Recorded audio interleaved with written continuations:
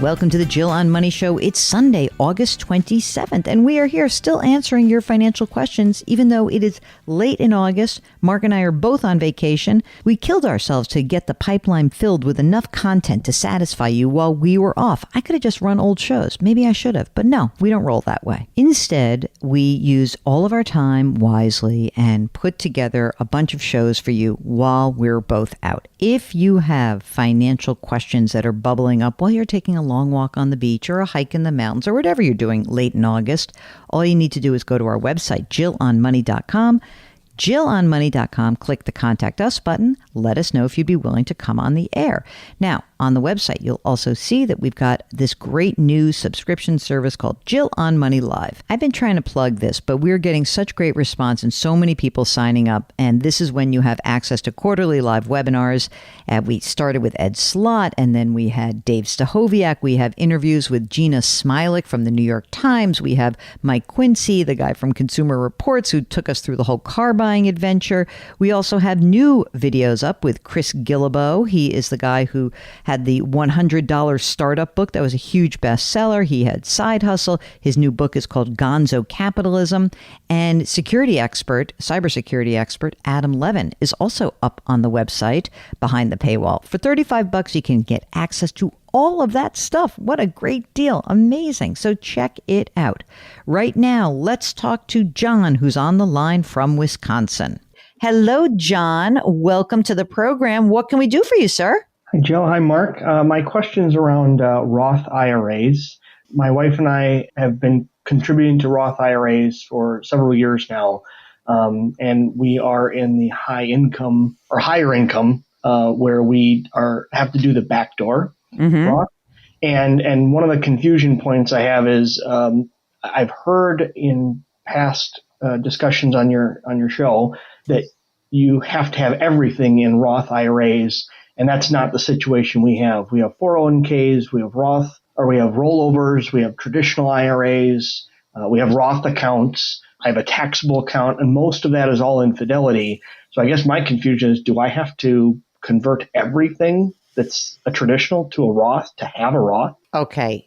So it's very confusing, which is why I had to go back to my friend, Ed Slott, who we've had on the program. And he's the one who first raised the red flag to me about the IRA to Roth IRA conversion process and the Pro-Rata rule. Now, here's the deal. This is like kind of a weird thing, but for the purposes of even a backdoor, all of your IRAs are treated as one big IRA account. So even if, for those of you listening, if you have an old SEP or a simple IRA, it's all like one big thing, okay? Because these are all treated as one account, you're not supposed to, you generally can't segregate after-tax contributions.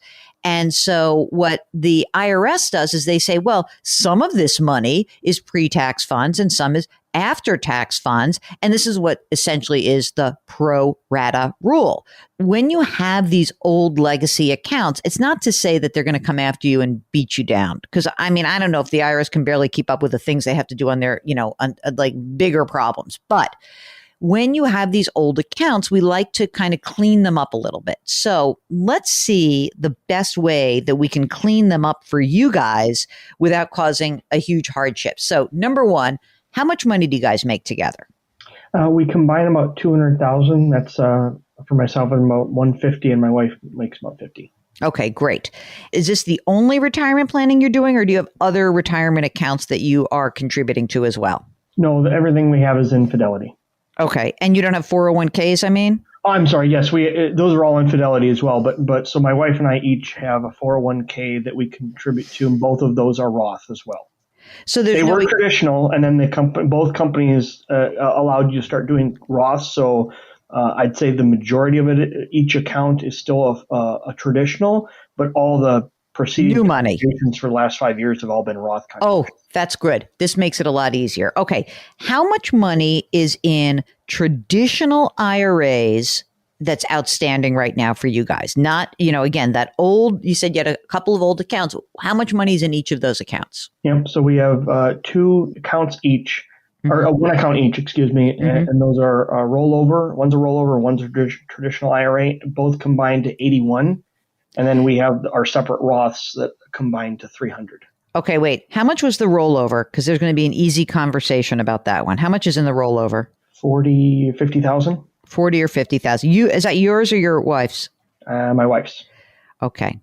So the easiest thing to do for her is you take that rollover and she rolls it back into her current traditional 401k and make that go away.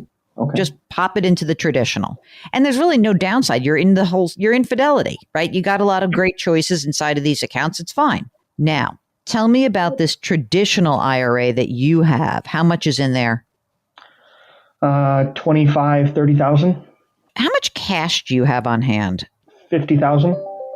Part of that would be our emergency fund. And part of that is just, I like a nice cash cushion. Okay. So ideally, what I would have you do is I would have you convert what is left in that old traditional IRA that you have. You're not in a huge tax bracket. I mean, you basically, when you said you make $200,000 in income together, is that before or after you actually make your retirement contributions? Is that your gross, or is that what looks like your bottom right-hand corner of your tax return? No, that's about gross.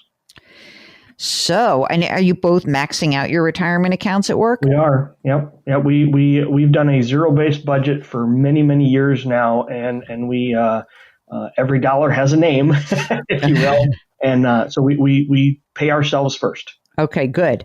This is what I think you should do. I think that you would have to pay the tax due on this 25 or 30 grand.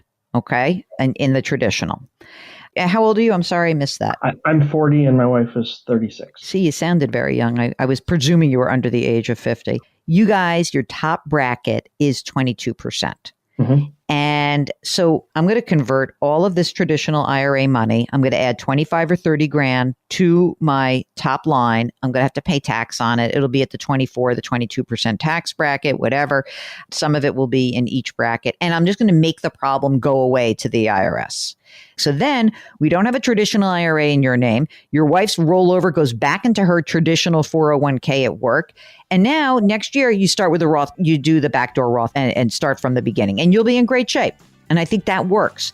But the fact that you have this old money sticking around is a bit of it could become a problem. Again, I'm not saying it will be, but I think that it's really important that we just clean it up just in case. This really helps because I've been thinking about doing that already, and you're just sealing the deal.